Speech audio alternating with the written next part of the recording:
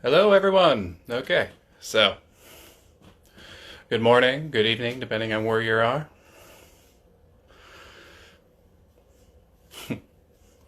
Okay, well, hello, everyone, and good morning, good evening, depending on where you're at. And hope everyone is having a great day and everyone's healthy, everyone's safe with all the stuff going on in the world right now. But we appreciate those that were able to join us and are going to be tuning in. So we're just going to wait a minute or two for more people to join up. So just wanted to say again, hello, good morning, good evening. Hope everyone is healthy and safe right now with all the stuff going on. And so we're just going to wait another minute or two before we really dive in, but we are really excited about who we're getting to interview today. She has done quite a bit, from working from the scenes of Wall Street to being an independent artist who has performed for Google, who has given TED Talks. It's been a really interesting journey. She's done a lot of cool work, and she also just recently released a brand new song that we're going to get to preview for a little bit. So again, just going to wait for a minute or two to see if any wants to get more people the opportunity to join up, and then we're going to play a small clip and then bring her on up. We are really pumped about this one. So right now, okay.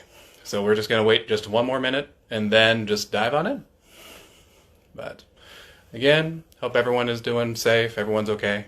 And I know things have been kind of winding down a little bit with COVID, but again, it's being cautious. The U.S. obviously has been in the news for quite a bit, and we'll maybe touch a little bit on that as we go. But in the meantime, again, just hope you're enjoying the series. We have some really interesting people lined up for the weekend as well. But okay, let's see. Okay, yeah, so we have the clip up. So we're going to play a small preview, and then we'll be able to introduce the artist. Okay, so just give me one sec. Let me flip the camera. Okay. Forgive me if my screen is a little dirty, but okay, so.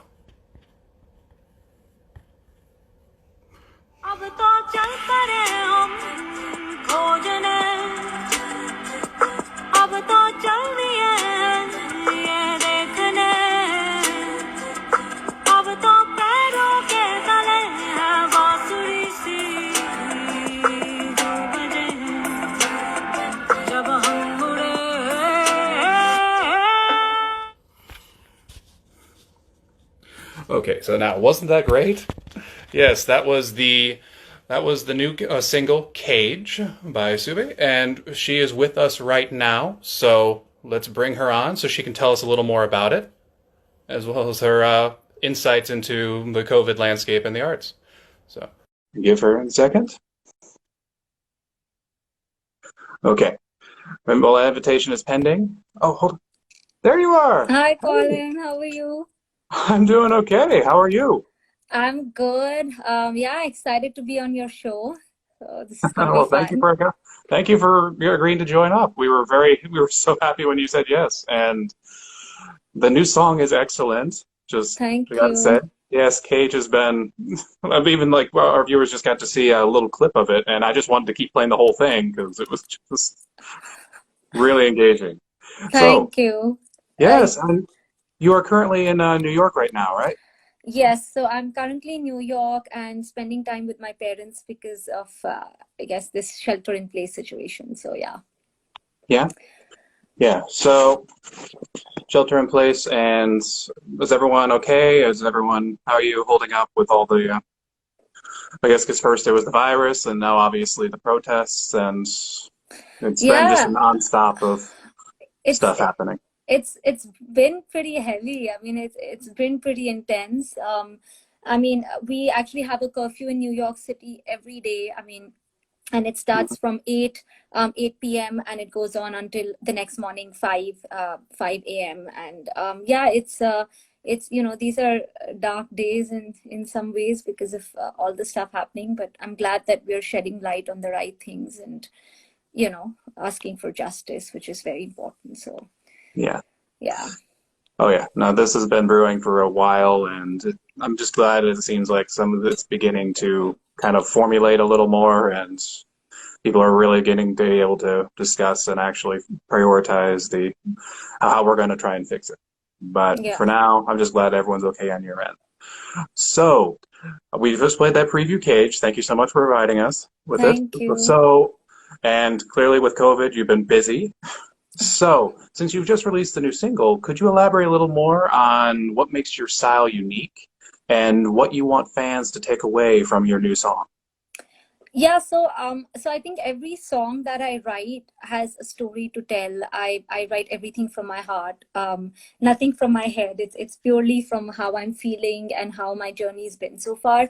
I think the unique thing is that I write the song based on my own stories and the way I perceive a certain situation. For example, Cage, the song which has just come out, for me, it's a song about a writer's block, but different people perceive the song differently, and it's also because my writing is kind of abstract. I leave a lot of room for people to feel the song the way they want to feel it. And Cage is also kind of like a lockdown song because we are all kind of in a cage of some sort, and for each person a cage could be something else based on what part of their life they're in. And I think that's with every single song of mine. I get people telling me that, oh, they thought the song was about this and this. And I think that's great because they could think it's a love song, but for me, it could be a song about someone's memory. And, so I think that's kind of cool.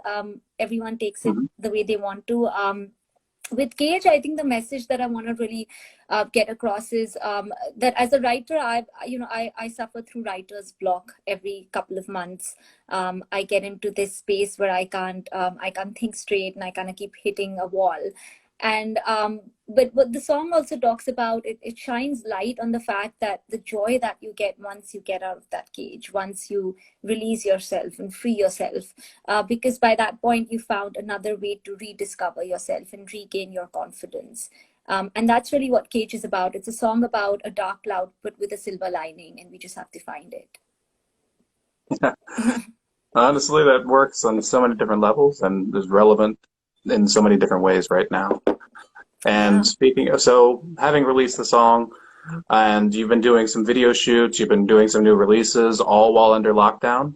So, how have you adapted to this new landscape, and has it impacted your audience like online consumption? Have you been able to find yourself engaging with audiences in new ways since everyone is at home or having to get more of their entertainment online? Yeah, so I think I mean, the lockdown is obviously, I think, changed the way I look at creating songs and also producing music videos. I'm a very hands-on person, so when I'm working with people, I want to be in the room with them. I want to be with musicians and artists and sound engineers, which obviously we couldn't do because of the current situation. So Nakab is a song which is coming out next month. It's a song about unfulfilled desires, and everything about that song is done during lockdown. I had created the song on keys. I sent it to my producer. We went back and forth on the song.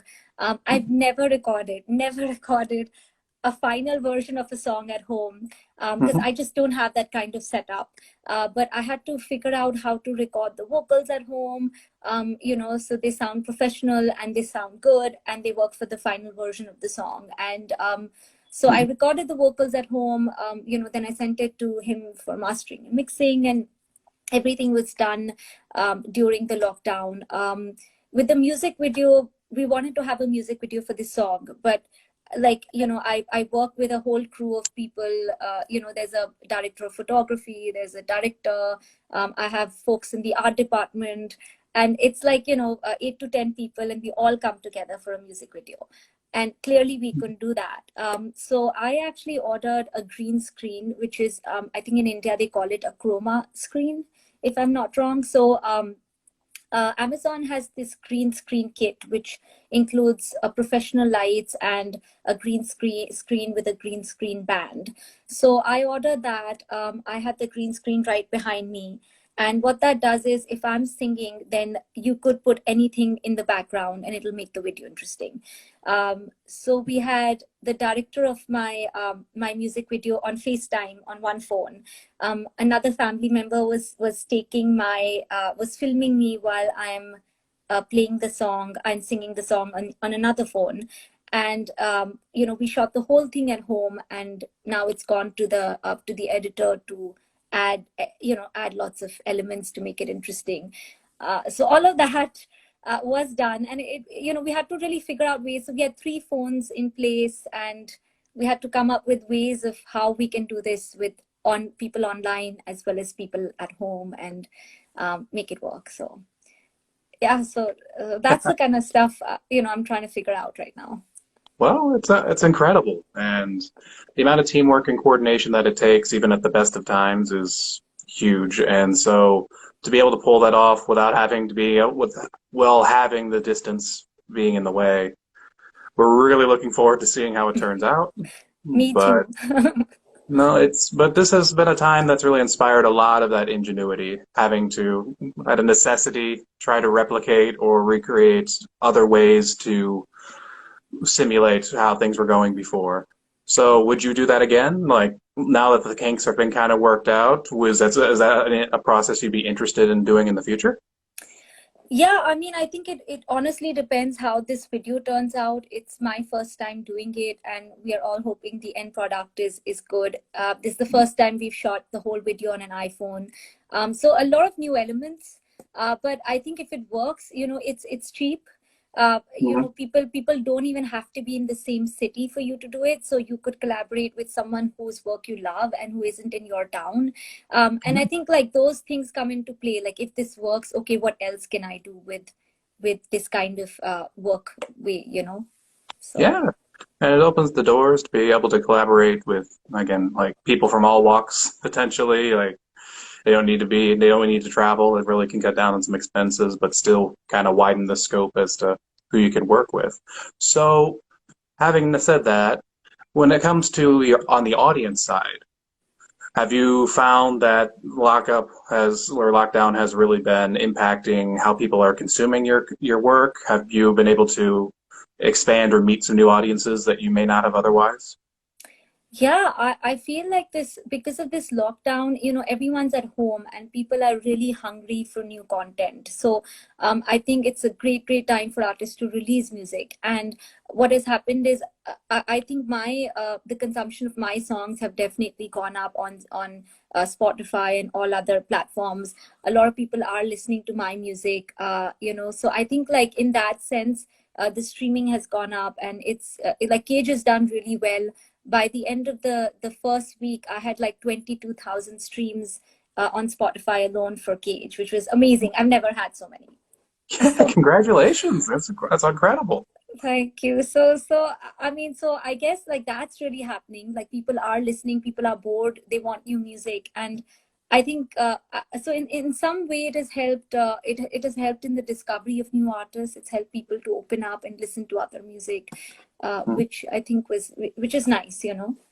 Yes, and have you found yourself engaging more with fans now that you have a little more free time and everyone's online? Like, are you interacting more with them, or are you still kind of a little more hands off and just kind of keeping that the same as it was before?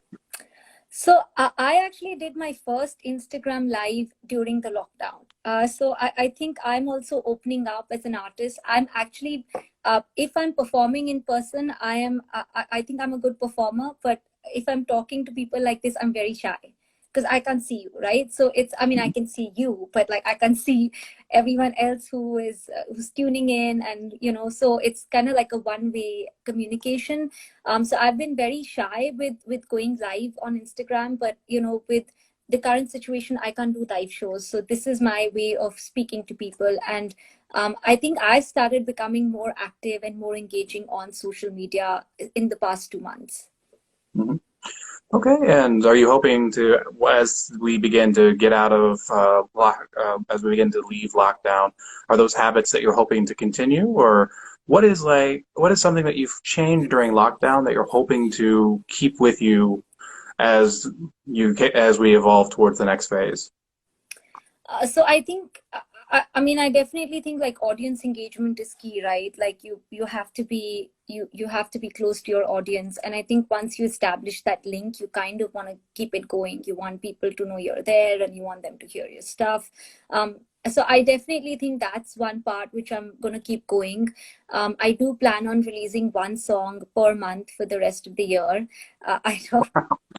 I know it's a little bit of a challenge, but I'm excited, and I'm ready to work for it, and I'm ready to do that because I think people really need a lot of new content. So that's something which I'm going to continue doing. And obviously doing like live Instagram shows. I think it's helped me connect with audience who are in all other parts of the world and where I can't travel to right now. And I think that's been a really big, big change from what's happening around us. Hmm. Yeah, we're all in this together, but that's really exciting. We can't wait to see some of the new content you have. But just to recap, you've released your new single Cage, you did this, and then you have a new one that's been coming out next month that's been done entirely under lockdown with the camera set up, with the phone set up, and you're hoping to interact more with your audience like you've already been doing through Instagram Live and social media, and also now releasing content once a month. So, given that we alluded to it a little bit at the beginning, that you have a background both now as an independent artist as well as a person who worked in the world of finance for a while. So, given your unique perspective, what would you say is the most significant, long-lasting change that you feel COVID is going to have on the music industry? So I think obviously what's happened right now is we can't do live shows because of social distancing and because of COVID. And so everything is moved online. So I think streaming is definitely going to go up. A means by which artists will now be able to make money is royalties. Before it was mostly shows. That's how we all made money. But now it's going to be through royalties. I think sync licensing it's already really popular, but I think that's an element which a lot of artists are going to try to move towards because sync licensing has a lot of money. If you can figure out a publishing deal, and if you can get your songs on these web series and things like that, then you can really make make a good living out of that. So I think more stress is going to be on sync licensing as the industry moves forward, because I feel we don't know when something like this will happen again. So those kind of things will go up. I don't know if artists know, but like a couple of platforms like Spotify has started this thing where what Spotify is doing is that they are giving the opportunity to every artist to pick their own fundraising partner and raise funds for themselves or for their team or for their favorite charity. So if you're listening to my music and if I have a fundraising pick like gofundme.com, then you can actually go there and fund the artist.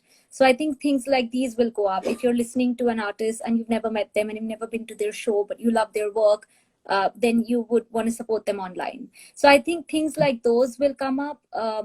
I kind of feel that because we are already getting into this mindset of the fact that shows before everyone thought, oh, we'll definitely have shows forever, but now we know that shows have stopped, so that is a possibility.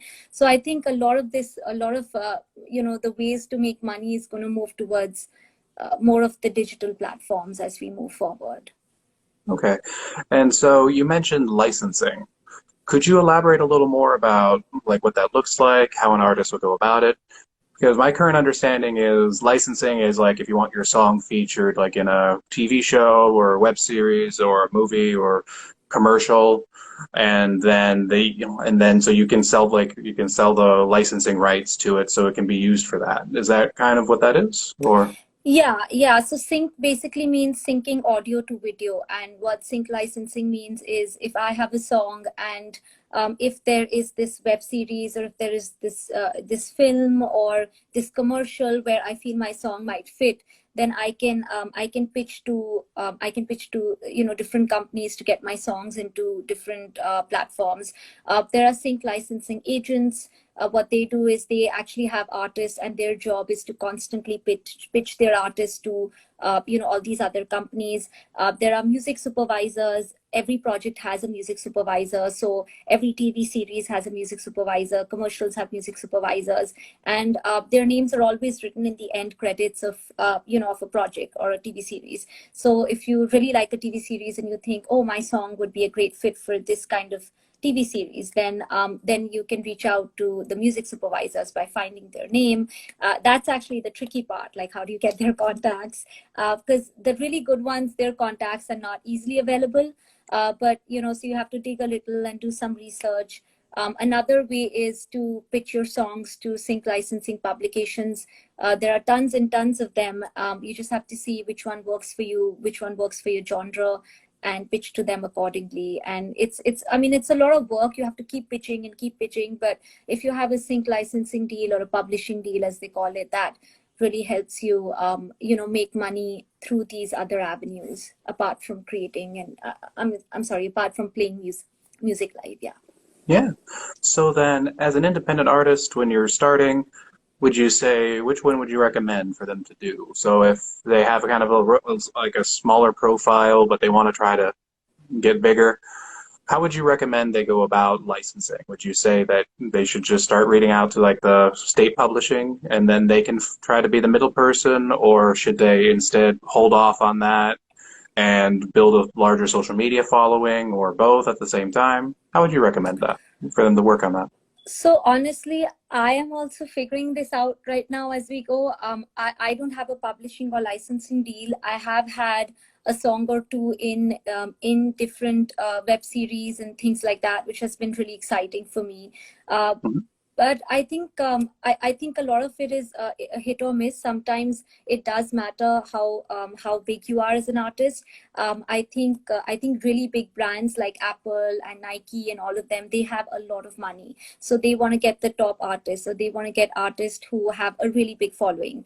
But mostly for TV series and web series, their main job is to get a song that fits.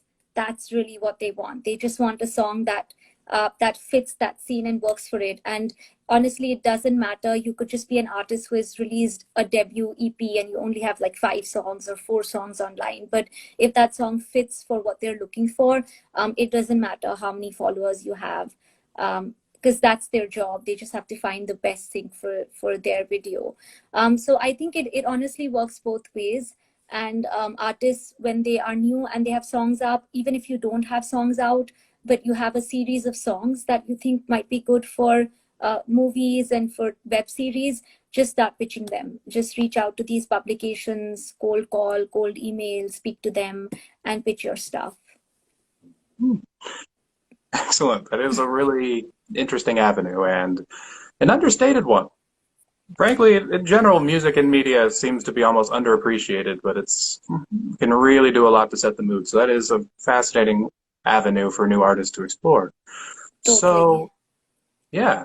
And so, do you feel that with the reopenings beginning to happen and artists beginning to adapt to the new situation, do you feel that artists might be able to expect some kind of return to some sort of normal, I guess, return to normal after, like, during this year? And if not, how would you suggest they adapt their approach for the next year or so?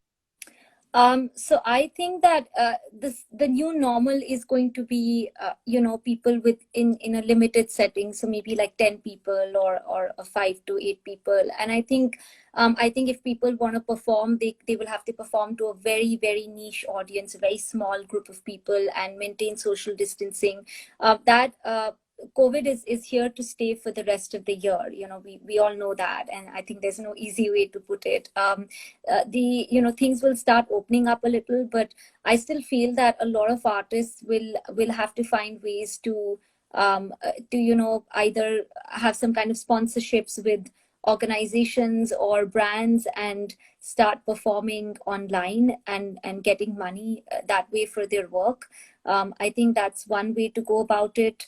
So they will be able to perform, but if they want to perform to a bigger audience, at least for the rest of this year, it'll probably be online. A lot of it will be online, and next year I'm hoping they get a vaccine out soon. but it looks like it's going to take, a year or so, give or take, for that to happen. And I think maybe intimate concerts might be the new normal.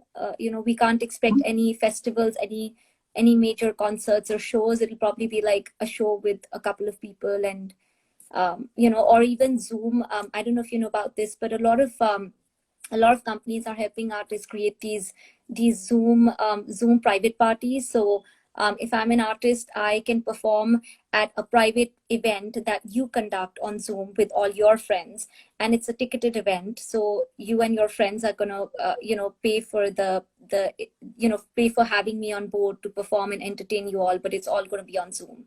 So it's kind of like a private event where instead of me coming to your house, I'm just coming to your online Zoom party. And I think things like that might, yeah. So I think things like that might start happening more. And it's still kind of like an intimate setting where you see all your friends in those little Zoom boxes, and an artist is specifically performing for you guys. That might be a new normal for some time as well. Okay. So just to recap, because you've given us a lot of great information. So during this time, people have adapted. You've been able to utilize the technology in your phones, with the microphones you have. You can get off Amazon, utilize the green screens to create setups to not only record, but also to even shoot video potentially from your apartment. And you anticipate that for the next year, there's not going to be where live shows aren't going to be happening as much, so people should be utilizing like streaming services like Spotify, counting on those royalties, but also exploring licensing, because there's going to be such an increase of content coming out that web series, movies, commercials are all viable avenues to get your song featured and your profile raised. And you can do that by finding the music producer for each series or going through an agency. Does that accurately summarize it? Yeah, pretty much. Okay, great. No, so that's very insightful, and the idea of being able to do these intimate concerts is definitely going to be a new dynamic. We've been seeing a little bit of that with bigger companies having like their corporate retreats through Zoom and trying to do these, but the idea that might be a new normal for even just interpersonally, that's an interesting avenue. And having your own little personal music festival, that could be fun. So that gives our audience a lot to play with. So we've been talking a fair amount, and we appreciate the time you've given us. So what is one piece of advice that you would give to independent musicians in the short to midterm? So I think it's the first thing is take your time to adjust to this new normal. It's okay if you haven't been able to create. I wasn't able to create for 2 months because I was so depressed with COVID and everything happening around me. So take your time, but once you feel you are ready to create and get back into it, I really think create as much content as you can. Try to release as much music out right now as you can, because people are hungry for new content, and this is actually a time for musicians to actually be discovered. So if you're a new artist, people are really seriously discovering new artists every single day. They want to hear new stuff. They're home, they're bored. So release new content. Don't be shy. If you have songs and you're just waiting for the right time, do it now. That would be my advice. Okay. Well then, thank you very much. And everyone, again, her new single is called Cage. So check it out now. And then she has a brand new one coming out later this month, I believe. Is it later this month or July? Okay. In June. Oh, shoot. This is June. I'm sorry. Later this month. Yes. Okay. So she has a new one, so keep an eye out for that, and there's going to be new content coming from her every month throughout the rest of the year. So you can say, give her words of support as she undertakes this challenge, and check out some of this amazing content. So Subhi, thank you very much, and we look forward to seeing what else you have coming up. Thank you, Colin. Thank you for having me on this platform. This has been amazing. I'm so glad to be here. Yes, hopefully we can talk again soon, because there's a lot of stuff we want to talk to you about. But in the meantime, everyone stay safe, stay healthy, and we will see you guys soon. Sounds good. Thank you. Bye. Bye. Thank you.